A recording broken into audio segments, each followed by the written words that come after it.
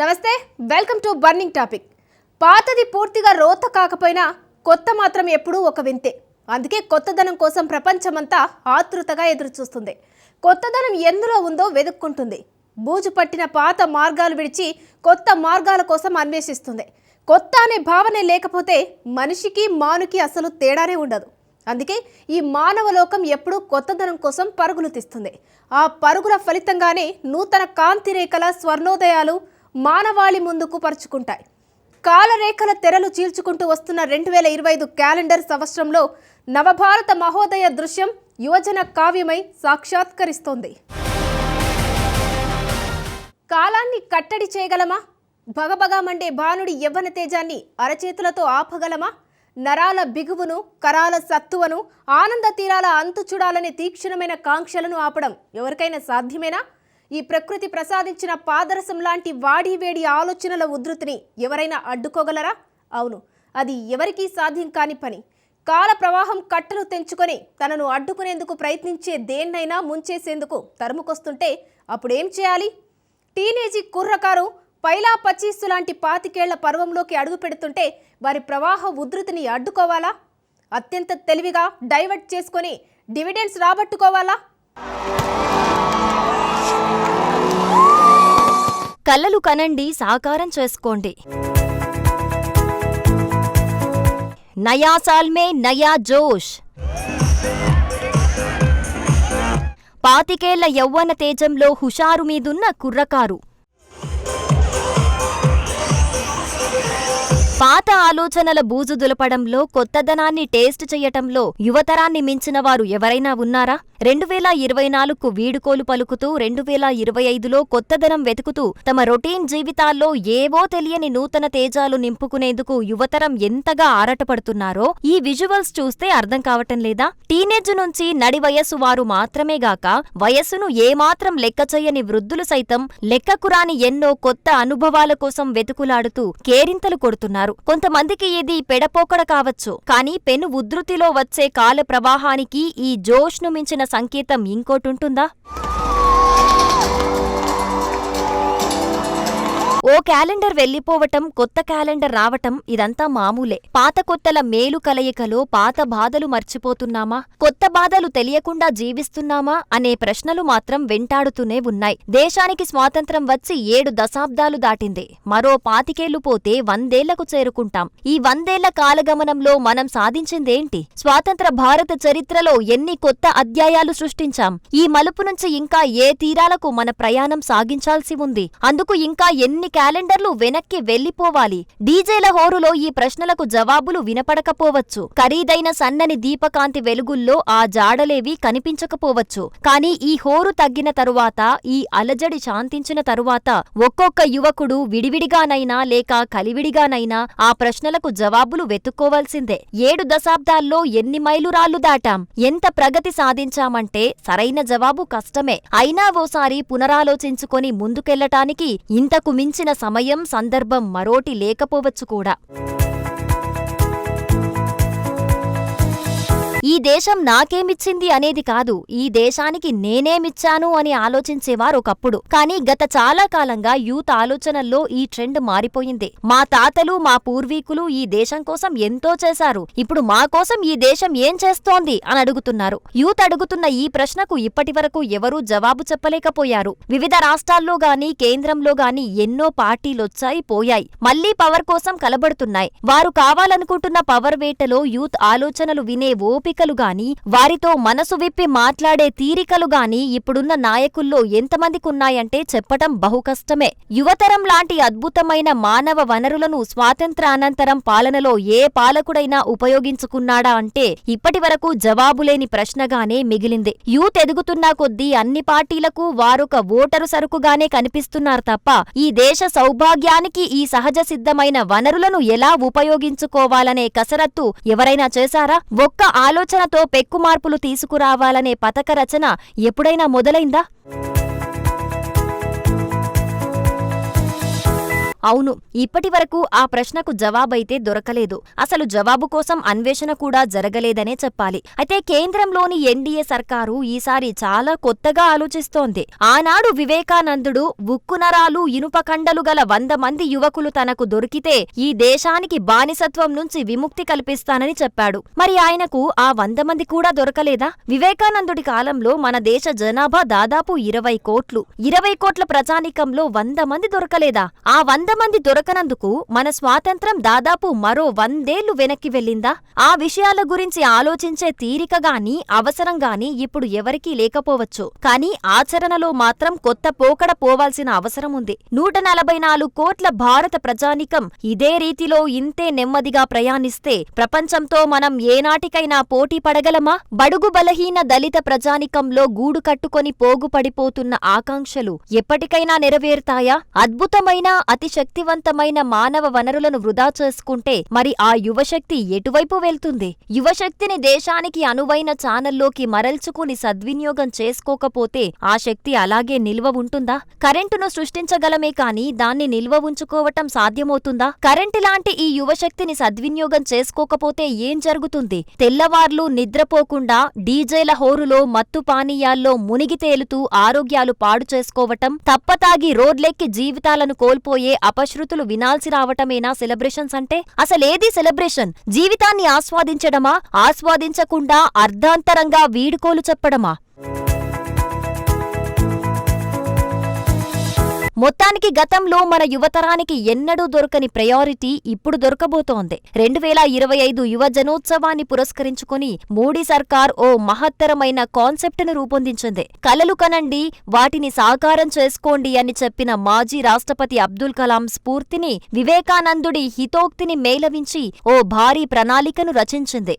ఆనాటి వివేకానందుడు 100 మంది కావాలని అడిగాడేమో కాని ఇప్పుడు మోడీ 1,00,000 మందిని లక్ష్యంగా పెట్టుకుని మహత్తరమైన యువ సైన్యాన్ని తయారు చేయాలని సంకల్పించారు. అందుకు ఏర్పాట్లు కూడా దాదాపుగా కొలిక్కి వచ్చాయి. జనవరి 11, 12 తేదీల్లో ఢిల్లీలో ఓ భారీ ప్రోగ్రాం నిర్వహిస్తున్నారు. వివేకానందుడి జయంతిని పురస్కరించుకొని మెరికల్లాంటి యువకులను ఈ దేశ రాజకీయ రంగంలోకి ప్రవేశపెట్టబోతున్నారు. అందుకు సెలక్షన్ ప్రాసెస్ కూడా మొదలైంది. కేవలం మొదలవటమే కాదు, దాదాపుగా పూర్తి కావచ్చింది అంటున్నారు. మరి ఈ 1,00,000 మంది యువకుల ఎంపిక ఎలా జరుగుతుంది? ప్రజల్లోకి వెళ్లి వారేం చేస్తారు? 1,00,000 మందిని ఏ ప్రాతిపదికన ఎంపిక చేస్తారు? ఎంతో విస్తృతమైన యోజనతోనే ఈ కాన్సెప్టును బిల్డప్ చేసింది కేంద్ర ప్రభుత్వం. రాజకీయంగా, పారిశ్రామికంగా ఈ దేశానికి రేపు రానున్న రోజుల్లో ఈ 1,00,000 మందే దిశానిర్దేశం చెయ్యబోతున్నారంటే కూడా అతిశయోక్తి కాదేమో అంటున్నారు రాజకీయ నిపుణులు. యువకులకు పెద్దపీట వేస్తామని అన్ని పార్టీలు చెప్పారే గాని నిజానికి గ్రౌండ్ రియాలిటీ వేరుగా ఉంది. అయితే ఆ కీలకమైన అంశాన్ని మోడీ సర్కార్ టచ్ చేయబోతుంది. ఏ దేశానికైనా యువశక్తి అనేది అతి విలువైన ఆస్తి అనేది అందరికీ తెలిసిందే. ఆ ఆస్తిని ఎలా పెట్టుబడిగా మార్చుకోవాలో, ఏ విధంగా ఆ శక్తిని సద్వినియోగం చేసుకోవాలో కేంద్రం ఇప్పటికే కసరత్తు చేసింది. 1,00,000 మంది యువకులను ఈ దేశ రాజకీయ రంగం మీదికి తేవాలని సంకల్పించింది. అందుకు ఏర్పాట్లు కూడా దాదాపుగా పూర్తయ్యాయి. న్యూ ఇయర్ జోష్లో ఇంతకన్నా గొప్ప వార్త ఈ యువతరానికి వేరే ఏముంటుంది? రాజకీయ రంగంలోకి యువతరం 15 నుంచి 29 ఏళ్ల వయసు వారి ఎంపిక. దశలవారీ పరీక్షలో ఎంపికైన 1,00,000 మంది. ఏ పుట్టలో ఏ పాముందో ఎవరికి తెలుసు? ఏ యువకుడు ఎలాంటి ఆలోచనతో రగిలిపోతున్నాడో ఏ నాయకుడు చెప్పగలడు? అయితే యువతరం ఆశలకు, ఆశయాలకు పెద్దపీట వేయాలని, దేశ నిర్మాణంలో, ప్రగతిలో యువకుల ఆలోచనను సమ్మిళితం చేయాలని మోదీ సర్కారు కొంతకాలం క్రితమే ఓ నిర్ణయం తీసుకుంది. ఆ నిర్ణయం మేరకు అడుగులు వేసింది. దేశ గతిని మార్చే 1,00,000 మంది ఎంపిక దాదాపుగా పూర్తి కావచ్చింది. ఎంపికైన 1,00,000 మందితో జనవరి 11, 12 తేదీల్లో మోదీ నేరుగా సంభాషించబోతున్నారు. వారికి సరికొత్త దిశానిర్దేశం చేయబోతున్నారు. దేశ రాజకీయ, సామాజిక రంగాల మీద రేపటి రోజుల్లో ఈ 1,00,000 మంది యువకులే పెనుముద్ర వేయబోతున్నారట. జనవరి 12న వివేకానందుడి జయంతి ఉంది. స్వామి వివేకానందుడు అంటే ఈ దేశం కోసం, సురాజ్యం కోసం కలలు కన్నా ఓ మహర్షి. హైందవ చైతన్యమే ఈ దేశానికి శ్రీరామరక్ష అని నిర్భయంగా చాటిన సనాతన విప్లవ సారథి. ఆయన జయంతి సందర్భంగా ఆయన స్ఫూర్తితో 1,00,000 మంది యువతరంతో మోదీ సంభాషించబోతూ ఉండటం ఆసక్తి రేపుతోంది. ఇక ఈ యువకుల ఎంపిక ఎలా జరుగుతుంది అనేది అత్యంత ఆసక్తి రేపుతున్న అంశం. 15 నుంచి 29 ఏళ్ల మధ్య వయసున్న యూత్ను దేశ అభివృద్ధి తాలూకా లక్ష్యాలను చేరుకోవటానికి, వారిని భావి నాయకులుగా తయారు చేయటానికి ఉద్దేశించిన ప్రోగ్రాం ఇది. భారత్ను అభివృద్ధి చెందిన దేశంగా తీర్చిదిద్దటమే దీని లక్ష్యం. అందుకే దీనికి వికసిత భారత్ ప్రోగ్రాంగా నిర్ణయించారు. ఇందుకోసం యువకులకు తొలి దఫాలో క్విజ్ నిర్వహిస్తారు. ఆ క్విజ్లో భారత్ గత దశాబ్దంలో ఏ ముఖ్యమైన విజయాలు సాధించింది, ఆర్థికాభివృద్ధి, సాంకేతిక ఆవిష్కరణలు, సామాజిక మార్పులు, అంతర్జాతీయ సంబంధాలు, స్వచ్ఛ భారత్ అభియాన్, డిజిటల్ ఇండియా వంటి అంశాలపై ప్రశ్నలు అడుగుతారు. ఇక రెండో దఫాలో వికసిత భారత్పై వారి అవగాహన తెలుసుకునే ఉద్దేశంతో ఓ వ్యాసం రాయాల్సి ఉంటుంది. దేశంలో ఈ 10 ఏళ్లలో సుస్థిరమైన అభివృద్ధికి ఎలా బాటలు పడ్డాయి, ముఖ్యమైన సాంకేతిక ఆవిష్కరణలు ఏం జరిగాయి, దేశ సాంకేతిక రంగంలో వాటి ప్రభావం ఎలా ఉంది అనే కోణంలో వ్యాసం రాయమంటారు. అలాగే సామాజికంగా పేదరిక నివారణ, విద్య, ఆరోగ్యం, లింగ సమానత్వం వంటి అంశాలను కూడా అందులో పొందుపరుస్తారు. యువతకు విద్య, ఉపాధి అవకాశాలు ఎలా కల్పించవచ్చు, లీడర్షిప్ క్వాలిటీస్ పెంపొందించుకోవటం ఎలా, అసలైన లీడర్ను గుర్తించటం ఎలా అనే కోణంలో ఈ వ్యాసరచన పోటీలు నిర్వహిస్తారు.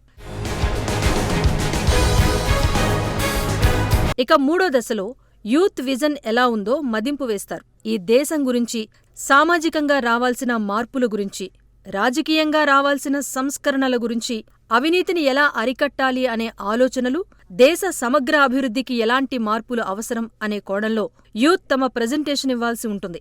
2047 నాటికి, అంటే మనకు స్వాతంత్ర్యమొచ్చి 100 ఏళ్లయ్యే సమయానికి ఈ దేశం ఎలా ఉండాలని మీరు కలగంటున్నారో వివరించేలా ప్రెజెంటేషన్ ఇవ్వమని అడుగుతారు. అయితే ఈ దశలన్నీ అయిపోయాయి. 1,00,000 మంది ఎంపిక కూడా పూర్తయిపోయింది. ఈ ప్రక్రియ గత అక్టోబర్లోనే మొదలై డిసెంబర్తో ముగిసింది. ఇప్పుడు మిగిలింది ఆ 1,00,000 మందితో మోదీ 2 రోజులు గడపటమే. అది జనవరి 11, 12 తేదీల్లో జరగబోతోంది. అసలు ఈ ప్రోగ్రాం ద్వారా ఏం జరుగుతుంది అనేది మరో ఆసక్తికరమైన అంశం. దేశానికి ప్రతిభావంతులైన యువ నాయకుల బృందం కొత్తగా తెరమీదకొస్తుంది. వారికి స్థానిక, జాతీయ స్థాయిలో నాయకత్వపు అవకాశాలు కల్పించటమే అసలైన ఉద్దేశ్యంగా చెబుతున్నారు. ఇది పార్టీగా బీజేపీ కన్నా ఈ దేశానికి ఉపయోగపడేలా ప్రోగ్రాం రూపొందిస్తున్నట్టు తెలుస్తోంది. మోదీ హయాంలో ఇప్పటికే పలువురు యువ నాయకుల గుర్తింపు, వారికి అవకాశాలు కల్పించటం జరిగాయి. అందుకు ఉదాహరణగా UP CM Yogi Adityanath, Assam CM Himanta Biswa శర్మల గురించి చెప్పుకోవచ్చు. అలాగే మోదీ మంత్రివర్గంలోనూ యూత్కు, ప్రతిభావంతులకు పెద్దపీట వేయటం గమనించాల్సిన అంశం. టీడీపీ నుంచి ఎంపీ రామ్మోహన్ నాయుడుతో పాటు ఏపీలోని ఎన్డీఏలో కీలకంగా వ్యవహరిస్తున్న పవన్ కళ్యాణ్కు ఇప్పటికే తగినంత ప్రాధాన్యత ఇస్తున్నారు. జాతీయ భావాలు మెండుగా కలిగి దేశాభివృద్ధి కోసం ఉత్సాహంగా పనిచేసే యువతరాన్ని ఎంపిక చేయటమే ఇప్పుడు మోదీ ముందున్న లక్ష్యంగా చెబుతున్నారు. అలాంటి యువ నాయకుల పాత్రను పెంపొందిస్తే ఆటోమేటిక్గా దేశ ప్రగతి పరుగులు తీస్తుందని కేంద్రం భావిస్తోంది. ఈ ఎంపికలో మరో ముఖ్యమైన అంశమేంటంటే, వారి కుటుంబ నేపథ్యం గాని, గొప్పదైన సామాజిక వర్గం నుంచి వచ్చినవారుగాని కాకపోవటం విశేషం. అసలు ఎలాంటి బలమైన నేపథ్యం లేకుండా వచ్చిన వారిని సెలెక్ట్ చేశారంట. ఎస్సీ, ఎస్టీ, బీసీ వంటి వర్గాల వారికి ఇందులో పెద్దపీట దక్కే అవకాశం ఉండొచ్చని అంటున్నారు. అంటే ఒక రకంగా రిజర్వేషన్ల గురించి మాట్లాడకుండానే ఆ రిజర్వేషన్ స్ఫూర్తిని అమలు చేస్తున్నారని భావించాల్సి ఉంటుందన్నమాట. 2047 నాటికి ఎన్డీఏలోని అన్ని పార్టీల ప్రోగ్రామింగ్ కూడా ఇప్పటికే సెట్ అయిపోయిందని అంటున్నారు. అందుకు ఉదాహరణగా ఏపీ సీఎం చంద్రబాబు నాయుడు 2047 గురించి విరివిగా మాట్లాడుతూ ఉండటం గమనించాలి అంటున్నారు. 2047 నాటికి సంపూర్ణ అభివృద్ధి చెందిన భారత్గా తీర్చిదిద్దే లక్ష్యంతోనే ఈ 1,00,000 మంది యువ సైనికుల ఎంపిక జరుగుతుందని, ఈ యువజనోత్సవం తర్వాత వారిని ప్రజాక్షేత్రంలో చురుగ్గా మసలేలాగా డైరెక్షన్ ఇస్తారని చెబుతున్నారు. మోదీ సర్కార్ ఇప్పటికే జమిలి ఎన్నికలకు సిద్ధమైంది. జమిలితో పాటు డీలిమిటేషన్ ప్రాసెస్ కూడా ఉంటుంది. దేశ జనాభా లెక్కలొచ్చిన తర్వాత అందుకు అనుగుణంగా కొత్త నియోజకవర్గాలు ఏర్పడతాయి. అనేక పాత నియోజకవర్గాలు కాలగర్భంలో కలిసిపోతాయి. గత దశాబ్దాలుగా అనేక నియోజకవర్గాల్లో తిష్టవేసి రాజకీయాలను, పాలనను ప్రభావితం చేస్తున్న మొనగాళ్ల వంటి నాయకులు భవిష్యత్తులో చాలా వరకు కనిపించకుండా పోతారు. అటు మహిళా రిజర్వేషన్లు కూడా 2027 తర్వాత అమల్లోకొస్తున్నాయి. మహిళలకు 50% రిజర్వేషన్లు ఖాయంగా అమలవుతాయి. దీనివల్ల ఇప్పటివరకు మహిళల స్థానాల్లో కూడా తామే పెత్తనం చెలాయించిన పురుష పొంగవులకు ఇకపై కాలం చెల్లబోతోంది. రాజకీయంగా మహిళలకు నూతన అవకాశాలు రావటమే కాకుండా అందుకు అనుగుణంగా ఇటు 1,00,000 మంది యువతరం తెరమీదికి రాబోతున్నారు. 1,00,000 మంది ఒకేసారి దేశ రాజకీయ రంగంలోకి అడుగు పెడితే ఎలా ఉంటుందో ఆ దృశ్యాన్ని ఊహించుకోవాల్సిందే అంటున్నారు. మోదీ సర్కారు ఒక రకంగా తన మీదకొచ్చిన అన్ని ప్రశ్నలకు ఒకే జవాబుగానే ఇలాంటి భారీ ప్రోగ్రాం పెట్టుకుందా అని అంటున్నారు రాజకీయ విశ్లేషకులు. ఉత్తర భారతం, దక్షిణ భారతం, రిజర్వేషన్లు, మైనార్టీ హక్కులు ఇలా అనేక సున్నితమైన అంశాలతో విపక్షాలు మోదీ సర్కారుపై దాడి చేస్తున్నాయి. ఈ క్రమంలో కేవలం దేశ ప్రయోజనాలకే పెద్దపీట వేస్తూ రాజకీయ రంగంలోకి కొత్త తరాన్ని మోదీ ఇంజెక్ట్ చేస్తున్నారా అనే వ్యాఖ్యలు వినిపిస్తున్నాయి. నిజానికి రాజకీయ రంగంలో అవకాశాలు అందిపుచ్చుకోవాలని అనేక మంది మేధావులు, యూత్ ఆరాటపడుతూ ఉంటారు. ఐఏఎస్, ఐపీఎస్ చేసిన సిన్సియర్ ఆఫీసర్లు కూడా రాజకీయ రంగంలో రాణించలేకపోతున్నారు. అందుకు కారణం ఆయా ప్రాంతాల్లో తిష్టవేసిన అక్కడి ప్రాంతీయ పార్టీల నేతలు వారి కుటుంబీకులకు మాత్రమే అవకాశాలు కట్టబెడుతున్నారని, అవకాశాలు మాత్రమే కాకుండా వనరులను కూడా వారే కొల్లగొడుతున్నారన్న ఆందోళన చాలా కాలంగా అన్ని వర్గాల్లో వ్యక్తమవుతోంది. కానీ దానికి పరిష్కారం మాత్రం దొరకటం లేదు. అన్ని పార్టీలను కూడా కొన్ని కుటుంబాలు మాత్రమే తమ గుప్పిట్లో పెట్టుకుని చక్రం తిప్పుతున్నాయి. దీనివల్ల దేశం కోసం, భవిష్యత్తు కోసం కలలుగనే యూత్ ఆకాంక్షలు ఆవిరైపోతున్నాయి. ఫలితంగా రాజకీయ నాయకుల మీద విమర్శలూ పెరిగిపోతున్నాయి. అసలు రాజకీయ నాయకులంటేనే అసహ్యించుకునే పరిస్థితి ఏర్పడిందని అంటారు సామాజిక రంగ నిపుణులు. ఈ క్రమంలో 1,00,000 మంది ఎంపిక, వారికి రాజకీయ అవకాశాలు కల్పించటం అనేది రేపటి రోజుల్లో ఒక గేమ్ చేంజర్గా భావిస్తున్నారు. యువతరం ఆలోచనల్ని స్వామి వివేకానంద ఎంతగా ప్రభావితం చేశాడో అదే స్థాయిలో మాజీ రాష్ట్రపతి అబ్దుల్ కలాం కూడా ప్రభావితం చేయడం విశేషం. అవినీతిని, అక్రమాలను అసహ్యించుకునే యూత్ చాలా కాలంగా వారి ఆలోచన పంతాను మార్చుకున్నారు. తీవ్రమైన నైరాశ్యంలో కూరుకుపోయి అవినీతి పరులకు కొమ్ము కాస్తున్నారు. ప్రజాస్వామ్యాన్ని ఖూనీ చేసే నాయకులకు అండగా నిలుస్తున్నారు. ఫలితంగా కొంతమందికి తొత్తులుగా మారి వ్యవస్థను చిన్నాభిన్నం చేయడంలో పాత్రధారులుగా మారుతున్నారు. అందుకే అసలు యూత్ను ఆకర్షించే వివేకానందుడి జయంతి రోజునే వారితో మోడీ టచ్లోకి వెళ్తున్నారు. వివేకానందుడు చెప్పిందేంటి? అబ్దుల్ కలాం ఆశయాలేంటి? యూత్ ఆలోచనలు మార్చడమే మోడీ సర్కార్ లక్ష్యమా? పాత తరాన్ని మారిస్తే నవతరం పురుడు పోసుకుంటుందా?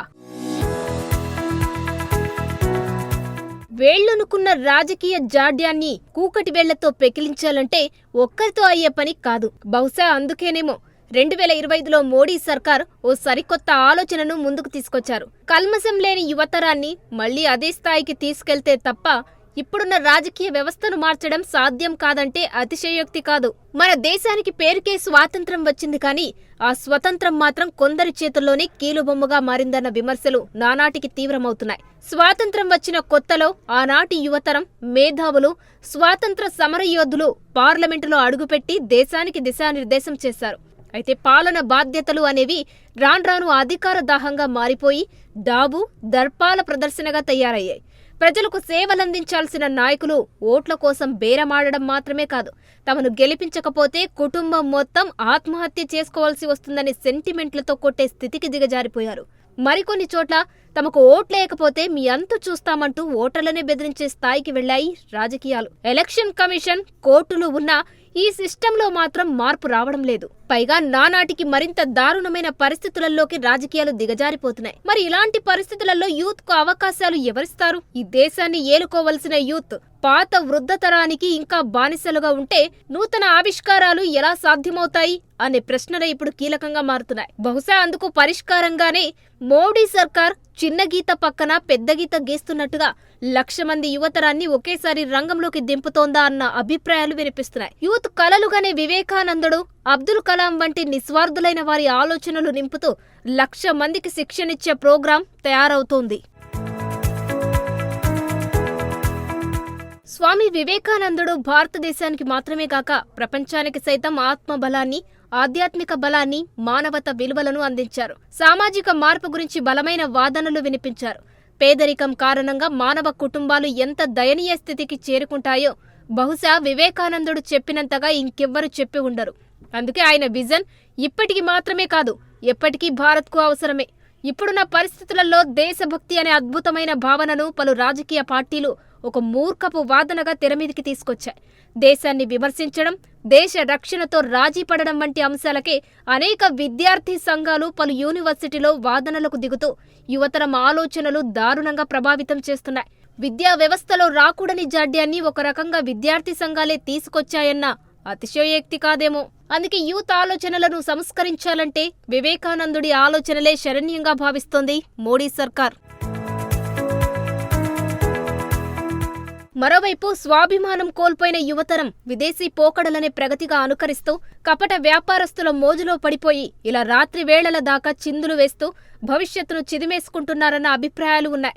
అటు ప్రభుత్వాలు కూడా లిక్కర్ను ప్రజలకు, ముఖ్యంగా యూత్కు అందుబాటులో ఉంచుతూ ఖజానా నింపుకోవడం మీదనే దృష్టి పెట్టాయి. మరికొన్ని సందర్భాల్లో అయితే ప్రభుత్వ ఉపాధ్యాయులను కూడా లిక్కర్ అమ్మే వ్యాపారస్తులుగా మార్చేశారు నేటి పాలకులు. పరిస్థితులలో ఇనుప కండలు, ఉక్కు నరాలు గల యువతరం సాధ్యమయ్యేనా? తమ భవిష్యత్తును, తమ కుటుంబాల బాధ్యతను యువతరం తీసుకోకపోతే ఆ భారం ఎవరు మోయాల్సి ఉంటుంది? 100 ఏళ్లు ఆరోగ్యంగా ఉండాల్సిన యూత్ డ్రగ్స్ కు అలవాటైపోయి దుర్బరులుగా మారిపోతున్న వైనం కళ్ల ముందు కనిపిస్తున్నదే. అందుకే సరిగ్గా వివేకానందుడి జయంతి రోజునే ముహూర్తంగా పెట్టుకున్న కేంద్రం 1,00,000 మంది యూత్ తో ఇంటరాక్ట్ అవుతోంది. ఇక యూత్ బాగా ఇష్టపడే నాయకుల్లో అబ్దుల్ కలాం తర్వాతే ఎవరైనా అని చెప్పుకున్నా తక్కువే అంటారు. పూర్తి నిస్వార్థంతో చివరిదాకా యూత్ ఆలోచనలు కొత్త దారుల్లో పయనించాలన్న లక్ష్య సాధనకే కట్టుబడి ఉన్నారు కలాం. రాష్ట్రపతిగా ఎన్నికైనప్పటికీ ఎక్కడా రాజకీయ వాసనలు అంటించుకోకుండా ఆ పదవి తర్వాత కూడా మళ్లీ తన బోధన వృత్తినే కొనసాగించారు. ఎంతో మంది యూత్ ఆలోచనలను ప్రభావితం చేశారు. ఈ దేశానికి కావాల్సింది యూత్ను పాడు చేసే ఫక్తు రాజకీయ నాయకులు కాదని, తమలాంటి నిస్వార్థులైన శాస్త్రవేత్తల అడుగుజాడలే యూత్కు దారి చూపిస్తాయని ఆచరణాత్మకంగా చూపారు కలాం. కలలు కరండి, వాటిని సాకారం చేసుకోండి అంటూ యూత్ను లక్ష్య సాధన కోసం రగిలిపోయేలా చేశారు. ఇప్పుడు శాస్త్ర సాంకేతిక రంగాల్లో భారత్ అందుకుంటున్న అనేక లక్ష్యాలకు పునాదులు వేసింది కలాం వంటి అద్భుతమైన మేధ సంపన్నులే అంటే అతిశయోక్తి కాదు. అందుకే యూత్కు సరైన డైరెక్షన్ ఇచ్చేలా మోడీ సర్కార్ తాజాగా 1,00,000 మందికి ప్రయత్నాలు చేస్తుందట.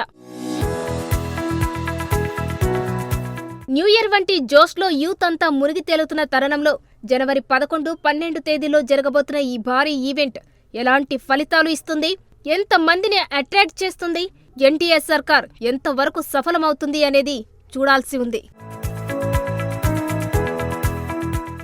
ఇది వాల్టి burning topic. Keep watching Raj news.